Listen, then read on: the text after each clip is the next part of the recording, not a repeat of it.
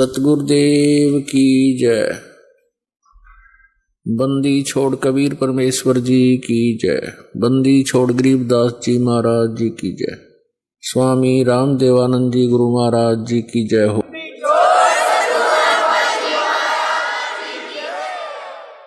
तो जो दुख आपके ऊपर आया, उस दुख के कारण आप यहां आए,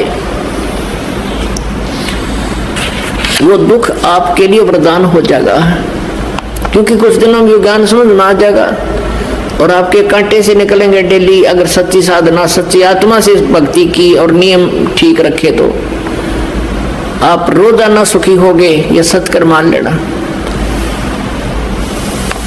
लेकिन हम इस ज्ञान को ठीक से ना समझकर समर्पण नहीं कर पाते भगवान में। हम मन में कोई ना कोई दोष रखते हैं, इस कारण से हम लेट हो जाते हैं। पुण्यात्माओं, पूरे विश्व में आपको इतना तो ज्ञान हो गया कि एक ही प्रभु है जो हमारे संकट को दूर कर सकता है। वही हमारा पाप नाशक है, पूर्ण मोक्षदायक है। प्रारब्ध के पाप कर्म को नाश करके सुखी केवल कबीर परमेश्वर ही कर सकता है। तो हमें फिर इस बात से भी एक विशेष लगाव बनेगा। जैसे हमें पहले कोई दुख नहीं था इस संसारिक सुख में परमात्मा की दया से, लेकिन भगवान की चाह फिर भी न्यारी थी और ब्रह्मा विष्णु महेश के लीलाओं से हम परिचित होकर के विष्णु जी और शिव जी की हम इन पर आसक्त थे। अब हम अपने भगवान कबीर जी की लीलाओं से हम परिचित होंगे तो इनमें भी हमारा एक विशेष प्रेम बन जाएगा। और जब इस आत्मा को ज्ञान हो जाता है तो परमात्मा के प्रति एक विशेष कसक के साथ लगते हैं। परमात्मा से करबद्ध प्रार्थना बार बार हमने करते रहना चाहिए, सिमरण करना चाहिए, भक्ति करे खूब डट के, और जितना दान बने वो दान भी करे। अपने जीवन का मूल उद्देश्य यही बनाओ कि यहाँ से पीछा छूटे एट एनी कॉस्ट, किसी भी कीमत पे। परमात्मा ने तो यहाँ तक बता दिया है कि सिर साटे की भक्ति है और कुछ नहीं बात। और सिर के साटे पाइए ओगो तलखनाथ, जब लग कहते हैं सिर के साटे जो हरी मिले तो भी सस्ता जान। कोट शीस तन दे लिए यम राजा की भेंट, एक शीश तू देकर लिख ले सतगुरु अपने की भेंट। अब सिर कैसे देना है, कोई काट कर नहीं देना। शीश देने का अर्थ है कि जैसे गुरुदेव कहे आज्ञा का पालन करें। और ये शरीर, ये शीश परमात्मा का मान ले। एक संत थे, वो अपने शिष्यों को समझाया करते थे, ज्ञान दिया करते थे कि वे गुरु की आज्ञा का पालन करना चाहिए। जो अपने गुरु का वचन नहीं मानता है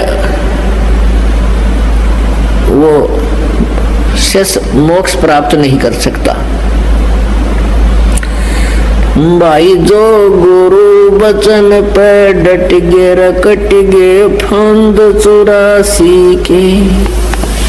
भाई जो गुरु वचन पे डट गे, रकट गे फंद 84 के। कट गे फंद 84 के, रकट गे फंद 84 के। भाई जो गुरु वचन पे डट गे, रकट गे फंद 84 के।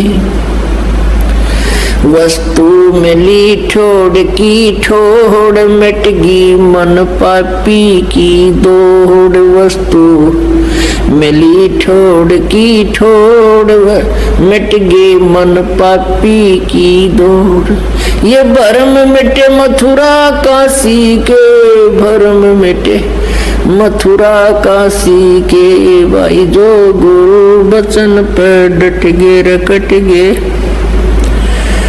फंद 84 के। कट गे फंद 84 के, रकट गे फंद 84 के। भाई जो गुरु वचन पे डट गे। अब वो गुरुजी अपने शिष्यों को ये दृढ़ किया करता था कि गुरु की आज्ञा का पालन अवश्यमेव करना चाहिए। ऐसे शिक्षा दे रहे थे और फिर कुछ देर के बाद कहते हैं के भी सभी 5-7 जितने शिष्य थे आश्रम में कहने लगे, भाई इधर आओ बच्चों, कान जी कि मेरे सिर में 5-5 जूते लगाओ। अब अभी तो गुरुजी कह रहे थे कि भाई गुरु के वचन का पालन करना चाहिए, और फिर गुरुजी के बारे में ये भी बताया जाता है कि गुरु is God. Suppose Guru is God, परमात्मा को मूलधन 100 रुपये मानना पड़ता है गुरुजी को, भगवान सपोज करके इसे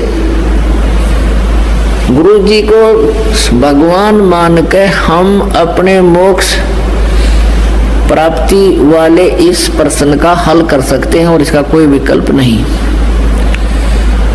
अब भगवान के गुरु के जूते मारे तो मर गया, और ना मारे तो आदेश हो गया। अब सभी सुन्न हो गए, अकाद अच्छे धर्म संकट में फंसे भाई। अब गुरुजी कहता रहा, मैं क्या कह रहा हूं भाई, गुरुजी की आज्ञा का पालन अवश्य करना चाहिए। नहीं उठा कोई भी, एक खड़ा हुआ, अपना जूता निकाला, गुरुजी के चरणों में बैठ गया, जो चारपाई पर आसन पर विराजमान थे। जमीन पर विराजमान होकर के उनके सामने सिर रखे, अपने सिर में 5 जूते मारे। अब गुरुजी ने कहा, भाई डांडी मत मारे, मैंने तेरे में नहीं कहा, मेरे में कहा, मेरे सिर में मार जूते। तब उस दास ने कहा कि गुरुदेव ये शीश भी दास का आपका ही तो है, ये शीश आपका ही तो है, आपके शीश में जूते लगा रहा हूं। तो पुण्यात्मा ये देखना चाहते थे कि इसमें विवेक कितना है, इनमें ये कितने समर्पित हैं, ऐसे शीश देना है। सिर सौंप्या गुरुदेव को, सफल हुआ ये शीश, नित्यानंद इस शीश पर आप बसे जगदीश। सत्साई।